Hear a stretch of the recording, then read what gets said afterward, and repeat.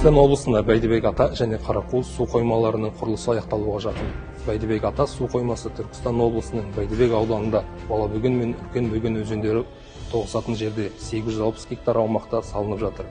Су қоймасының көлемі 68 миллион текше метр.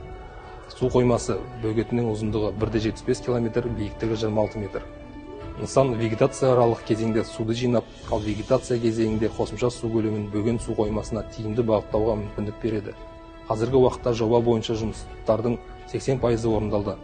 Бәйдібек ата су қоймасының бөген су қоймасына су жіберуді реттеу үшін сарқырама каналы салынып жатыр.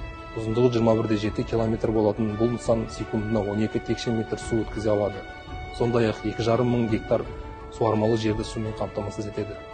Көлемі 1,2 миллион текше метр болатын Қарақуыз су қоймасы Түркістан облысының Төле би ауданында салынып жатыр. Бұл нысан 500 гектар суармалы жерді сумен қамтамасыз етуге мүмкіндік береді. Екі су қоймасындағы құрылыс монтаж жұмыстары жыл соңына дейін толық аяқталады.